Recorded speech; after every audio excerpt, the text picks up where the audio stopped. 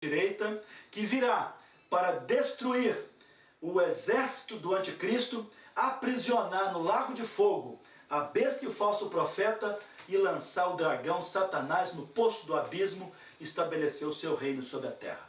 A vitória de Cristo sobre o mal e o governo gentílico, chefiado, liderado por Satanás. Capítulo 20 do Apocalipse, o juízo final sobre Satanás e os ímpios. Satanás será preso por 1000 anos. Está no capítulo 20, de 1 a 3. Haverá a ressurreição dos mártires da grande tribulação. Aqueles que não aderiram à marca da besta, que receberam a Cristo na grande tribulação. Muitos, obviamente, vão morrer.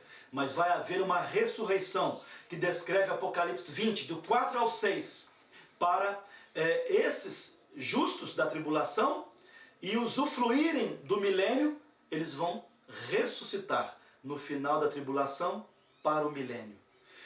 Depois, 2000 anos, ou melhor, depois dos 1000 anos, melhor dizendo, ratificando, depois dos 1000 anos do reinado de Cristo, Satanás será solto e destruído o seu poder para sempre. Apocalipse 20, de 7 a 10. Inclusive, observa o verso 10, que quem vai ser atormentado no inferno não é Satanás atormentando os homens, mas os homens irão atormentar Satanás, porque Deus vai tirar todo o seu poder, vai despojá-lo, e ele vai ser um Zé Mané, um banana, não vai ter nenhum poder, nenhuma influência, nenhuma autoridade, e ele vai ser um Zé Ninguém lá no inferno. E no verso 10 diz que o diabo e os seus anjos é quem serão atormentados de dia e de noite para todo sempre. Após o fim do mundo, surgirá então o grande trono branco e a condenação final para Satanás, os seus anjos maus, que são os demônios, e os incrédulos de todas as épocas. Apocalipse 20, de 11 a 15. No capítulo 21 do Apocalipse, nós temos a Nova Jerusalém. Nós vemos o milênio de Cristo sobre a terra, no capítulo 20, e agora a Nova Jerusalém, capítulo 21, 9 a 22, 17. Estará então a Nova Jerusalém. Isso aqui é um mistério que é revelado para nós entre linhas no versículo 17 do capítulo 22. Se entende que quando Jesus estiver reinando sobre a terra, no milênio, na Jerusalém terrestre, porque também é bom lembrar que no milênio, Jesus vai restaurar toda a terra, colocar ordem na terra, e tudo que está aí estragado, o Senhor Jesus vai consertar, vai restaurar a terra no milênio. No milênio não vai haver guerras, não vai haver animais ferozes, carnívoros, não vai haver poluição, não vai haver mosquito da dengue, não vai haver nada do que nós estamos vendo hoje, da poluição sonora, da poluição do ar, da poluição dos rios.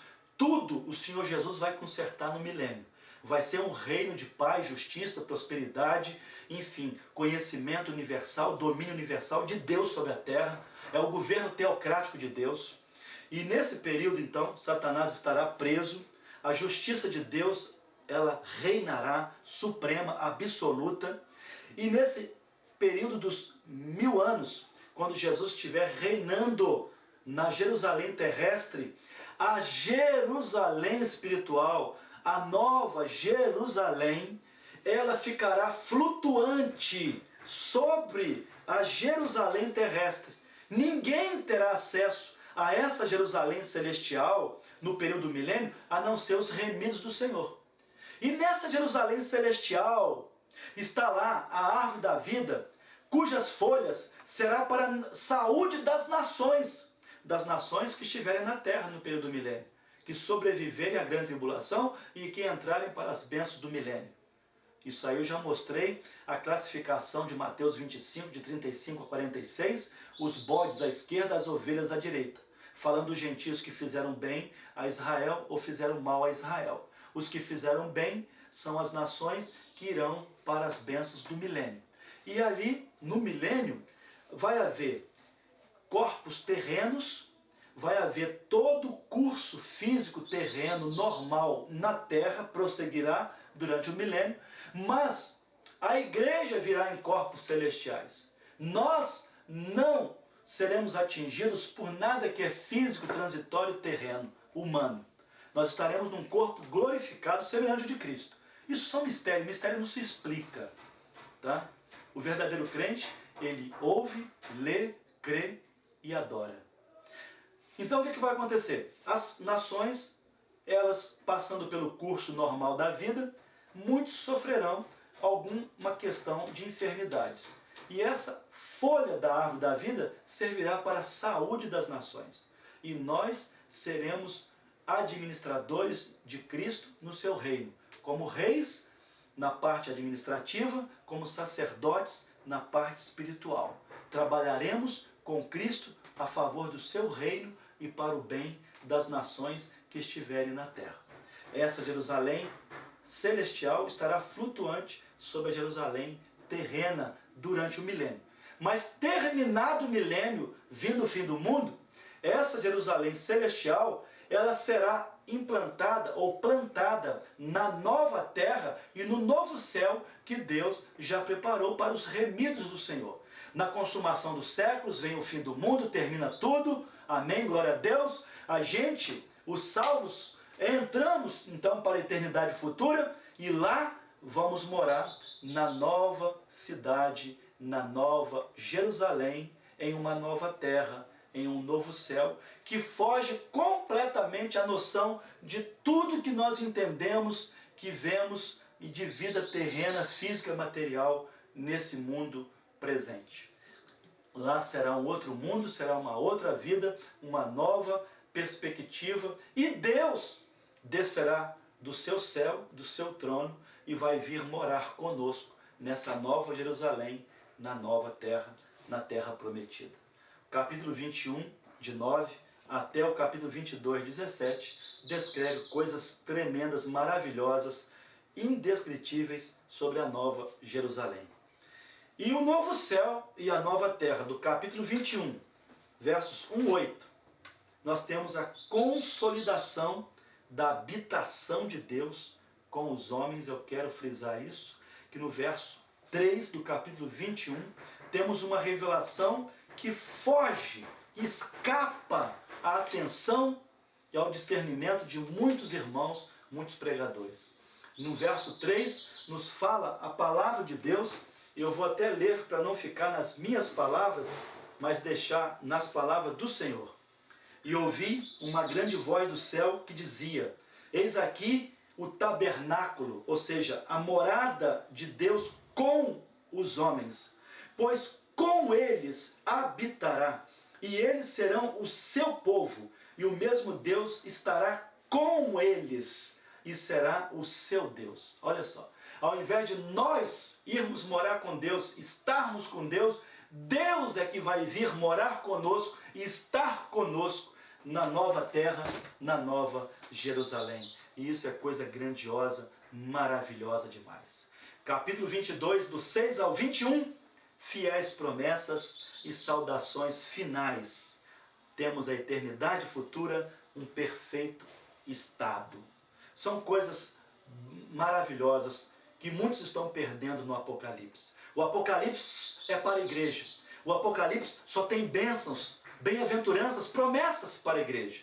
É claro que aqueles que não estão à sombra do Altíssimo, abrigados no esconderijo do Senhor, que não adentraram para a arca da salvação, Jesus Cristo, eles vão sofrer os juízos descritos no Apocalipse. E eu quero terminar dizendo que na eternidade futura haverá um perfeito estado, ou seja, um novo céu, uma nova terra que transcende todo o nosso entendimento, tudo que a gente vê e conhece desse mundo atual, um novo céu, uma nova terra, um novo povo, uma nova Jerusalém, um novo santuário, uma nova luz e um novo paraíso, até mesmo superior, totalmente diferente daquele primeiro paraíso do Éden, antes do pecado, que Deus colocou nossos primeiros pais. será uma coisa maravilhosa, tremenda, espetacular. Fechando então as minhas considerações, eu quero lhe apresentar e te abençoar, profetizando essas 7 bem-aventuranças do Apocalipse e suas ricas promessas para a igreja do Senhor Jesus. Você faz parte da igreja? Parabéns, Deus te abençoe, receba essa palavra. No capítulo 1, verso 3, feliz os que têm a palavra desta profecia no seu coração. Capítulo 14, verso 13 do Apocalipse, feliz os que morrem no Senhor e as suas obras o seguem. Capítulo 16, verso 15, terceira bem-aventurança, feliz os servos vigilantes, que estão atentos aos sinais proféticos e amam a volta de Jesus. Capítulo 19, verso 9, feliz os que são convidados às bodas do Cordeiro, a festa de casamento de Jesus com a sua igreja. Capítulo 26, outra bem-aventurança, a quinta, feliz os que chegam à primeira ressurreição, e sobre os tais não há poder a segunda morte. Uma sexta bem-aventurança, capítulo 22, verso 7, feliz os que propagam estas profecias.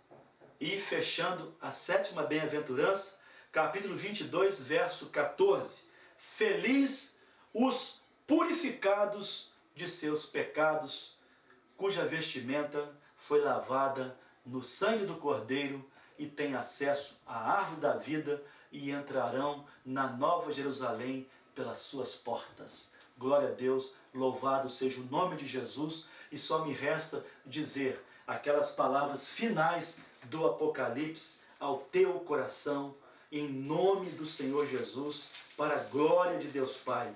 Está registrado no Divino Livro, capítulo 22, e eu vou ler para você, para que não fique nas minhas palavras e que também não fuja da sua lembrança. Verso 20, aquele que testifica estas coisas na igreja diz, certamente cedo venho, amém, ora vem Senhor Jesus. A graça de nosso Senhor Jesus Cristo seja com todos vós, amém e amém. As 70 semanas de Daniel, entre todas as profecias da Bíblia, as 70 semanas de Daniel merecem destaque especial por todos nós, os cristãos. Nelas contém um enigma relacionado ao passado, ao presente e ao futuro.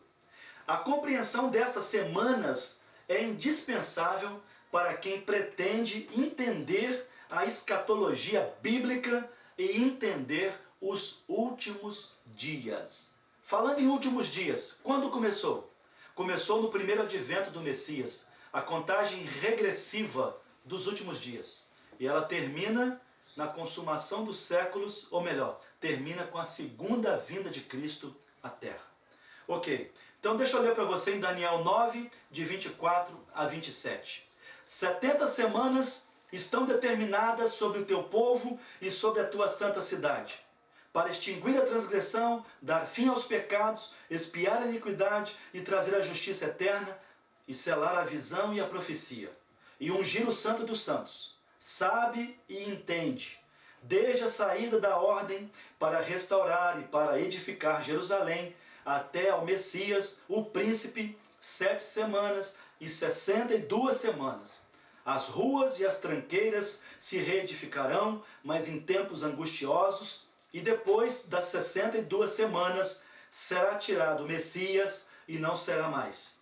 E o povo do príncipe que há de vir destruirá a cidade e o santuário, e o seu fim será com uma inundação. E até ao fim haverá guerra.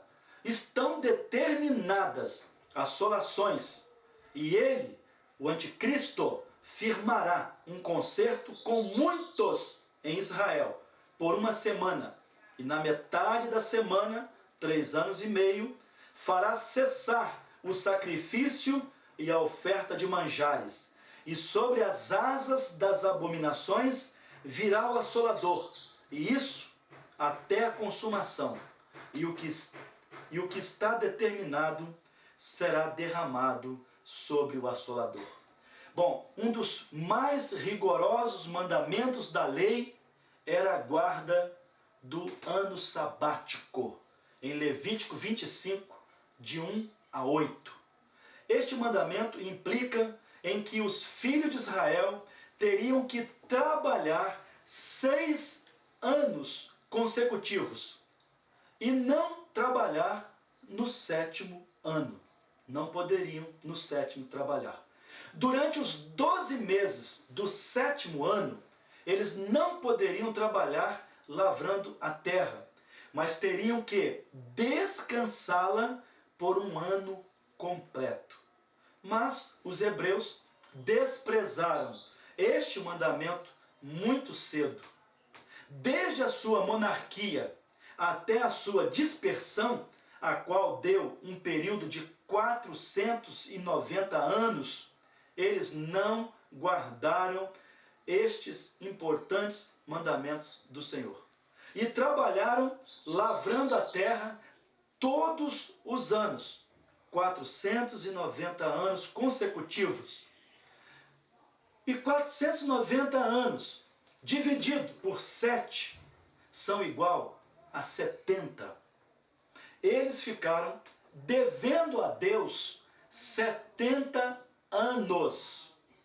Deus então disse: ao trabalhar 490 anos, eles trabalharam durante os meus 70 anos sabáticos.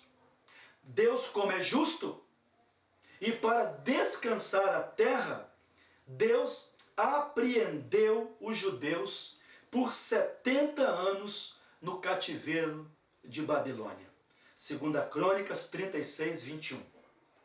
Jeremias 25, no verso 11, fala sobre isto, também nos versos 12 e no capítulo 29, verso 10 do profeta Jeremias. Inclusive, livro que Daniel estudava muito. Semanas no hebraico quer dizer semanas de anos. Gênesis, por exemplo, 29, 27 e Levítico 25, verso 8, que fala dos anos sabáticos, mostrando que uma semana representa 7 anos. Por exemplo, Jacó, ele falou que trabalharia aquela semana por Raquel, e ele trabalhou 7 anos a favor da sua esposa, que ele amava, Raquel. O profeta Daniel, Daniel 9:2, lendo e estudando o livro do profeta Jeremias, nós encontramos em Daniel 9:2 que esse profeta, amado de Deus, estudava o livro de Jeremias. Então ele entendeu que os judeus iriam ficar escravizados na Babilônia por 70 anos. Aí o profeta começou a orar e a jejuar para que Deus viesse a libertar o seu povo. E Daniel, ele quis saber também como seria o futuro da nação de Israel. Daniel 9, de 3 a 19. Sua intercessão durou nada mais, nada menos do que 3 semanas. 21 dias. 21 dias, por 3 semanas, Daniel orou e jejuou, conforme está no capítulo 10 do seu livro. 70 semanas estão determinadas sobre o teu povo e sobre a tua santa cidade, para extinguir a transgressão, dar fim aos pecados, expiar a iniquidade e trazer a justiça eterna, e selar a visão e profecia, e ungir o santo dos santos. Pois bem, amados, 6 fatores importantes irão acontecer nessa profecia de Daniel 9 sobre as 70 semanas. Primeiro, extinguir a transgressão, dar fim aos pecados, expiar a iniquidade, aconteceram no primeiro advento do Messias, em especial na cruz do Calvário. Agora, selar a visão e profecia, ungir o santo dos santos e trazer a justiça eterna acontecerá no segundo advento do Messias, que vai ser especificamente no milênio, os 1000 anos do reinado de Cristo. As 3 primeiras realizou-se no primeiro advento, em especial consumada na cruz do Calvário. As outras, somente no milênio, se dará o cumprimento final dessas imensuráveis e últimas 3 bênçãos reveladas na profecia das 70 semanas. Trazer a justiça eterna, selar a visão e a profecia e ungir o santo dos santos. Aleluias.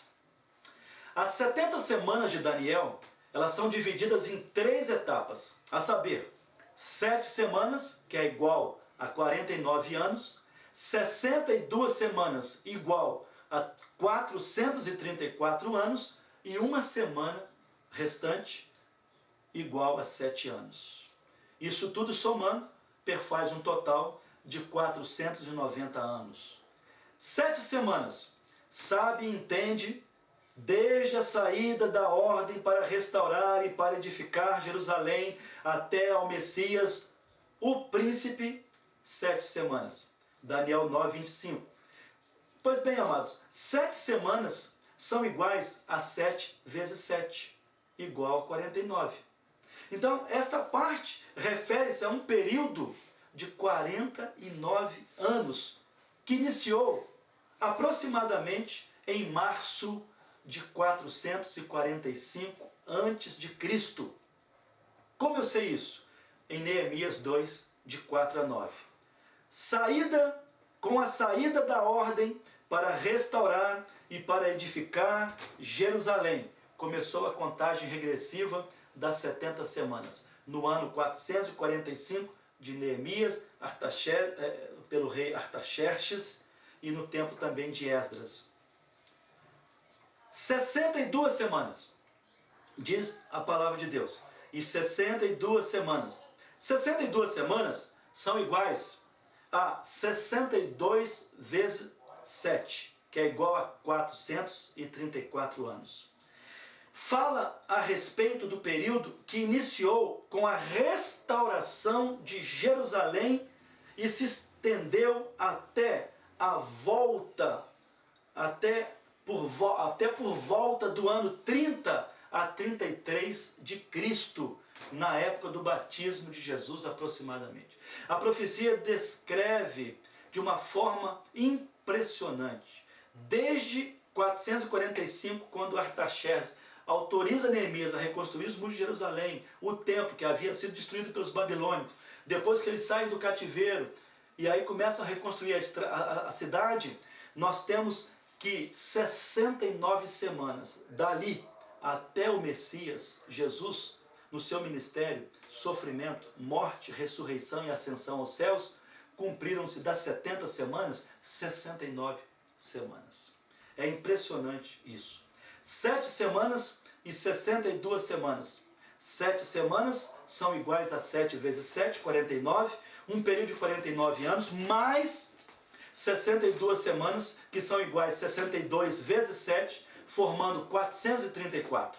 Unindo os dois períodos, usando a linguagem anos, nós temos 49 anos mais 434 anos, que é igual a 483 anos. 483 anos. Para 490, ficou faltando o quê? 7 anos. Uma semana de anos. E será os 7 anos da grande tribulação. É da profecia de Daniel que nós entendemos que a grande tribulação será de 7 anos, dividida em 2 partes. 3 anos e meio, mais 3 anos e meio. Então, a última semana que está faltando. E ela se cumpre até a morte e ressurreição de Cristo, com 69 semanas. Deus, com a rejeição de Israel, abre um parênteses e passa a tratar com os gentios e forma a sua igreja.